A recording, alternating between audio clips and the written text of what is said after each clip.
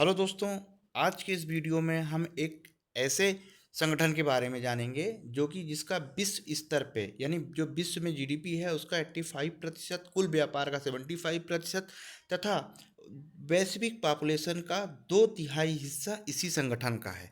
जी हाँ दोस्तों, आज हम बात करने वाले हैं G20 कंट्रीज़ के बारे में। ठीक है, कौन कौन सी कंट्रीज़ है। विशेष तौर पे दोस्तों हम इस मैप के माध्यम से हम जानेंगे कि कौन कौन सी G20 की कंट्रीज़ है तथा 2024 में G20 का सम्मेलन कहाँ होने वाला है। तो चलिए दोस्तों हम शुरू कर लेते हैं। इम्पोर्टेंट है, इम्पोर्टेंट इसलिए रहता है क्योंकि करंट अफेयर्स में हर क्योंकि ये जो इसकी मीटिंग जो है शिखर सम्मेलन हर साल होता है और हर एक कंट्रीज़ को जो है इसका मौका मिलता है। जैसे कि पिछली बार जो है भारत को मिला था, 2023 में जो है भारत इसका जो है आयोजक रहा था। अब अगली बार जो है कौन होगा, तो इसी पे जो है हम बात करेंगे। तो चलिए दोस्तों हम देख लेते हैं थोड़ा सा इसके बारे में कि G20 है क्या। तो दोस्तों बेसिकली जो G20 है की स्थापना जो है 1997-98 में की गई थी। ठीक है, 97 और 98 में की गई थी। एशियाई वित्तीय संकट के कारण जो है यानी मद्देनज़र जो है एशियाई वित्तीय संकट के मद्देनज़र जो है इसकी स्थापना की गई थी। ठीक है, प्रारंभ में क्या होता था कि G20 में जो कंट्रीज़ है G20 उनके वित्त मंत्री और जो वहाँ का बैंक है, जैसे अब भारत का बैंक प्रमुख कौन है, मतलब भारत का प्रमुख बैंक कौन सा है, आरबीआई है, सेंट्रल बैंक है। उसी प्रकार हर देशों को जो सेंट्रल बैंक होते थे, ठीक है, तो उनके गवर्नर जो है इसमें क्या करते थे, भाग लेते थे। किसमें, इसी G20 सम्मेलन में। ये स्टार्ट प्रारंभ में होता था, किंतु 2008 से क्या किया गया, इसको अपग्रेड कर दिया गया। अपग्रेड के माध्यम से क्या हुआ कि अब इसमें जो है वहाँ का राष्ट्र प्रमुख जो है इसमें भाग लेने लगा। ठीक है, जैसे भारत के प्रधानमंत्री इसमें भाग लेते हैं, अगर वो ना जा पाएँ तो किसी अपने प्रतिनिधि को भेज देते हैं, भेज सकते हैं। तो इस टाइप के जो है होने लगा। कब से, 2008 से स्टार्ट हुआ। ठीक है, पहले वहाँ के हर देशों के वित्त मंत्री जो इस संगठन में है, उनके वित्त मंत्री और जो केंद्रीय बैंक है उस देश का, उसके गवर्नर को जो है इसमें भेजा जाता था। लेकिन 2008 से क्या हुआ कि अब वहाँ के राष्ट्राध्यक्ष भी इसमें शामिल होने लगे, मतलब राष्ट्राध्यक्ष ही शामिल होने लगे। ठीक है, अब फिर क्या हुआ, G20 में क्या हुआ, अंतर्राष्ट्रीय आर्थिक एजेंडे को आकार देने के उद्देश्य से, ठीक है, यानी इसको आर्थिक रूप से बड़ा बनाया जाए और वैश्विक आर्थिक नीतियों को समन्वय बिठाना जो है इसका महत्वपूर्ण जो है इसकी भूमिका होने लगी।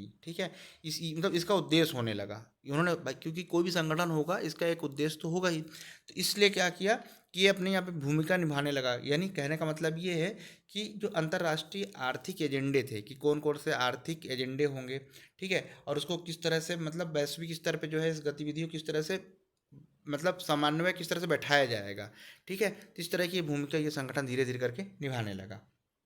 ठीक है, तो दोस्तों अब ये तो हो गई एक छोटा सा इसके बारे में इंट्रोडक्शन G20 के। अब G20 में कितने देश हैं, कौन कौन से हैं, इस मैप के माध्यम से हम समझेंगे। और आप जो है वीडियो का अंत तक जरूर देखिएगा और बहुत ही सिंपल तरीके से जो है हम समझेंगे। तो सबसे पहले हम देख लेते हैं दक्षिणी अमेरिका को देखते हैं। ठीक है, ये रहा दक्षिणी अमेरिका।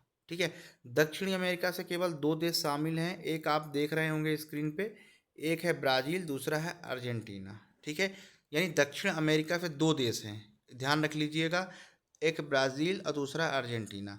आप अगर ऐसे नाम याद रखेंगे तो याद नहीं रहेंगे, लेकिन अगर आप महाद्वीप वाइज अगर आप याद रखेंगे कि इस महाद्वीप से इतने हैं तो आपको बहुत आसानी से याद रहेगा। ठीक है, तो पहला है ब्राज़ील, दूसरा है अर्जेंटीना। ठीक है, तो ये कौन से महाद्वीप से हैं, ये हैं दक्षिणी अमेरिका। अब दक्षिणी अमेरिका के बाद आ जाते हैं उत्तरी अमेरिका पे।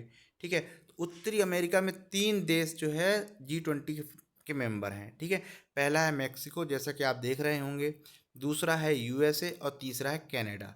यानी दक्षिणी अमेरिका से दो देश, ब्राज़ील और अर्जेंटीना, और उत्तरी अमेरिका से तीन देश यानी कनाडा, सॉरी, मेक्सिको, यूएसए और कनाडा। ठीक है, तो इस तरह से पांच देश जो है हो गए दो महाद्वीप से। अब हम देखते हैं तीसरा महाद्वीप, हम देख लेते हैं, तीसरा है अफ्रीका महाद्वीप। ठीक है, अफ्रीका महाद्वीप, तो तीसरा महाद्वीप है अफ्रीका, ये रहा। तो एक देश जो है अफ्रीका महाद्वीप से आता है, वो है साउथ अफ्रीका। ठीक है, ये अफ्रीका महाद्वीप से जो ये साउथ अफ्रीका है, इन सभी 54 देश हैं अफ्रीका महाद्वीप में। ठीक है, जिसमें सबसे संपन्न और सबसे अगर ये कहा जाए तो संपन्न और प्रगतिशील कौन सा है, साउथ अफ्रीका ही है। दोस्तों G20 जो संगठन है, ये विकास विकसित और विकासशील दोनों देशों का जो है ये संगठन है। ठीक है, इसमें विकासशील और विकसित देश दोनों जो है इसमें शामिल हैं। तो इस तरह से दोस्तों 6 देख लिया हमने। तीन कॉन्टिनेंट से यानी तीन महाद्वीप से कितने देश शामिल हो गए? 6। अब बाकी थोड़ा सा अब हम देखते हैं एशिया महाद्वीप से थोड़ा सा हम देखते हैं। ठीक है, तो हाँ, एक की ओर देख लेते हैं। ऑस्ट्रेलिया महाद्वीप से केवल एक ही है, ऑस्ट्रेलिया है। ठीक है, 7 हो गए। इसके बाद एशिया महाद्वीप के तहत Indonesia, India, China, Japan, Saudi Arabia, ठीक है, और ये तुर्की, इतने देश जो हैं इसमें आ रहे हैं। इसके अलावा एक देश और है, वो है दक्षिण कोरिया। ठीक है, तो ये पूरे एशिया महाद्वीप से आ गए। ठीक है, हम रूस को भी गिन लेते हैं, रूस भी आ गया। ठीक है, इतने देश आ गए कहाँ से? इतने देश आ गए एशिया महाद्वीप से। अब हम बात करते हैं यूरोप से। तो यूरोप में आता है इटली, इटली के बाद जर्मनी, फ्रांस और यूनाइटेड किंगडम यानी यूके। ठीक है, जिसे हम इंग्लैंड कहते हैं। ठीक है, इतने देश। इसके अलावा एक देश और है, देश ना होकर बल्कि वो यूनियन है, तो वो है यूरोपियन यूनियन। इस तरह से मिला के टोटल 20 होते हैं। पर दोस्तों 2023 में भारत में जो है G20 का जो समिट आयोजित किया गया था, ठीक है, जिसका आयोजन किया गया था, उसमें जो है अफ्रीका यूनियन को भी इसका सदस्य बनाया गया है। जैसे यहाँ पे यूरोपियन यूनियन है, उसी प्रकार अफ्रीकन यूनियन को भी जो है इसका मेंबर बनाया गया है।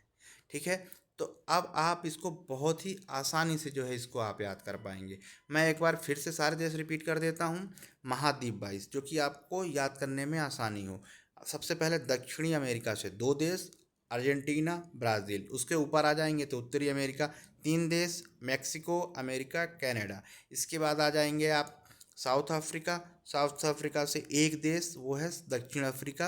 इसके अलावा 2023 में इम्पोर्टेंट है, 2023 में अफ्रीका यूनियन को भी जो है क्या है इसका सदस्य, माने इसको मान्यता दी गई है सदस्य के तौर पे, जो कि भारत में नई दिल्ली में हुआ उनके घोषणा पत्र के द्वारा। बहुत बड़ी कामयाबी है भारत के लिए। ठीक है, इसके बाद जो है अब हम एशिया महाद्वीप में आ जाएंगे, सॉरी ऑस्ट्रेलिया महाद्वीप में आ जाएंगे। तो इसमें केवल ऑस्ट्रेलिया महाद्वीप में केवल ऑस्ट्रेलिया है।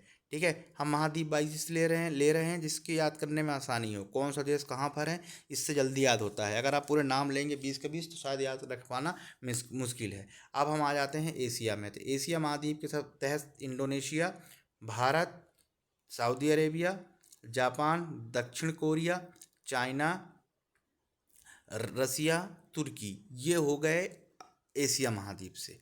ठीक है, इसके अलावा जो है यूरोप महाद्वीप से Italy, Germany, France, United kingdom. ठीक है, ये हो गए। और लास्ट में जो है यूरोपीय यूनियन, जो आप ये देख रहे होंगे यूरोपीय यूनियन।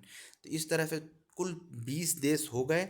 जैसे कि मैंने अभी आपको बताया था, भारत 2023 में अफ्रीका यूनियन को भी जो है इसमें शामिल किया गया है। 2024 का G20 समिट वो होगा ब्राज़ील में। ठीक है, तो दोस्तों उम्मीद करता हूँ इम्पोर्टेंट है, आपको नाम अब याद रखने में बिल्कुल भी दिक्कत नहीं होगी। कमेंट कीजिए, लास्ट तक वीडियो ज़रूर देखिए। बहुत जल्द नेक्स्ट वीडियो में मिलेंगे। नमस्कार।